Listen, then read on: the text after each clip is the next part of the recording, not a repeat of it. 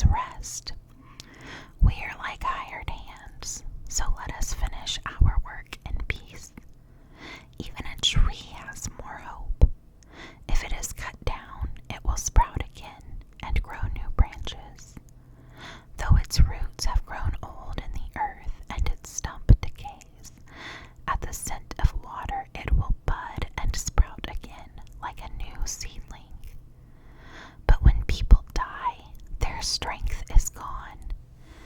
They breathe their last. And then where are they? As water evaporates from a lake and a river disappears in drought, people are laid to rest and do not rise again. Until the heavens are no more, they will not wake up, nor be roused from their sleep. I wish you would hide me in the grave and forget me there until your anger has passed. But mark your calendar to think of me again. Can the dead live again? If so, this would give me hope through all my years of struggle, and I would eagerly await the release of death. You would call, and I would answer, and you would yearn for me, your handiwork. For then you would guard my steps instead of watching for my sins. My sins would be sealed in a pouch, and you would cover my guilt. But instead, as mountains fall and crumble, and as rocks fall from a cliff, as water wears away the stones, and floods wash away the soil, so you destroy people's hope. You always overpower them, and they pass from the scene. You disfigure them in death and send them away. They never know if their children grow up in honor or sink to insignificance. They suffer painfully. Their life is full of trouble. Job chapter 15. Then Eliphaz the Temanite replied, a wise man wouldn't answer with such empty talk. You are nothing but a windbag. The wise don't engage in empty chatter. What good are such words? Have you no fear of God, no reverence for him? Your sins are telling your mouth what to say.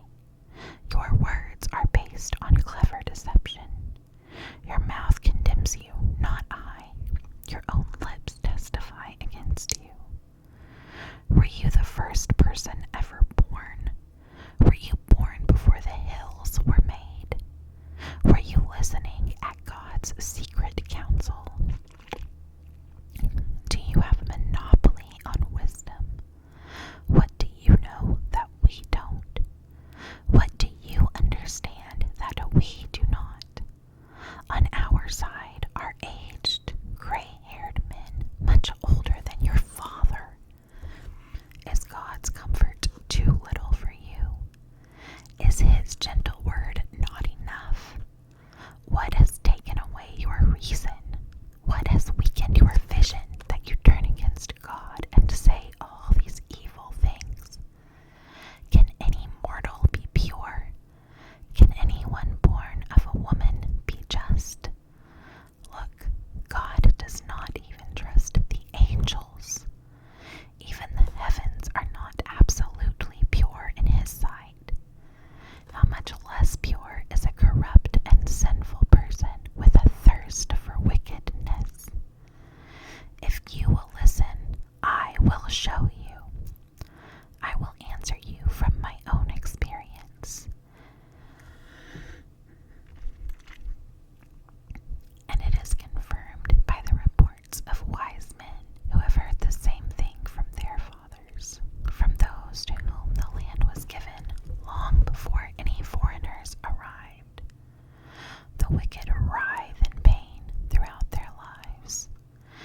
Years of trouble are stored up for the ruthless.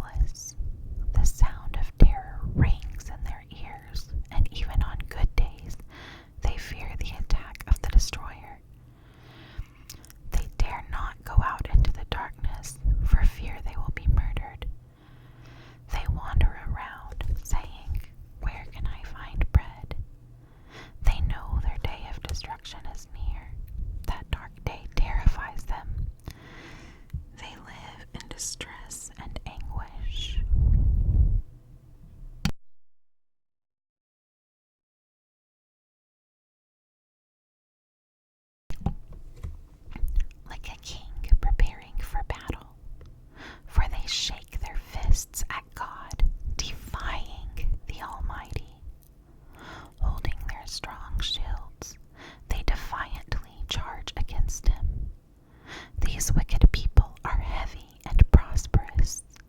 Their waists bulge with fat, but their cities will be ruined. They will live in abandoned houses that are ready to tumble down. Their riches will not last, and their wealth will not endure. Their possessions will no longer spread across the horizon. They will not escape the darkness. The burning sun will wither their shoots, and the breath of God will destroy them. Let them no longer fool themselves by trusting in empty riches, for emptiness will be their only reward. They will be cut down in the prime of life. Their branches will never again be green. They will be like a vine whose grapes are harvested too early. Like an olive tree that loses its blossoms before the fruit can form. For the godless are barren, their homes enriched through bribery will burn. They conceive trouble and give birth to evil. Their womb produces deceit.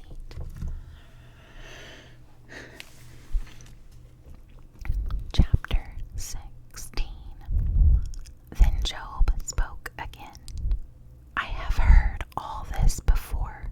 What miserable comforters you are. Won't you ever stop blowing hot air? What makes you keep on talking? I could say the same things if you were in my place. I could spout off criticism and shake my head at you. But if it were me, I would encourage you. I would try to take away your grief. Instead, I suffer if I defend myself, and I suffer no less if I refuse to speak. O God, you have ground me down and devastated my family.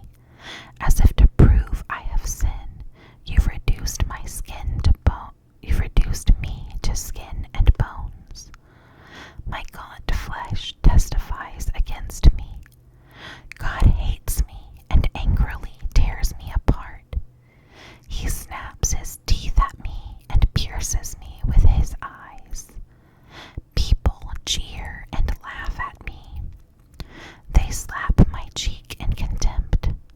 A mob gathers against me.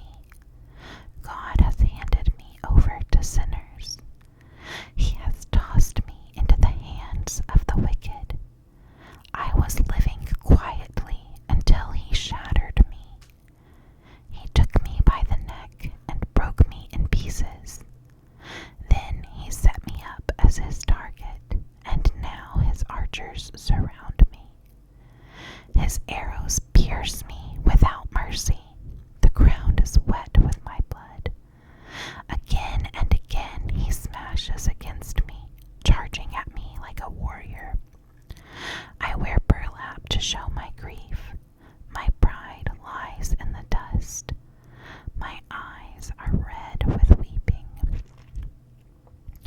Dark shadows circle my eyes. Yet I have done no wrong, and my prayer is pure. O earth, do not conceal my blood. Let it cry out on my behalf. Even now, my witness is in heaven. My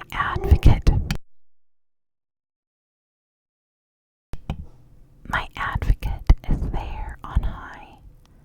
My friends scorn me, but I pour out my tears to God. I need someone to mediate between God and me, as a person mediates between friends. For soon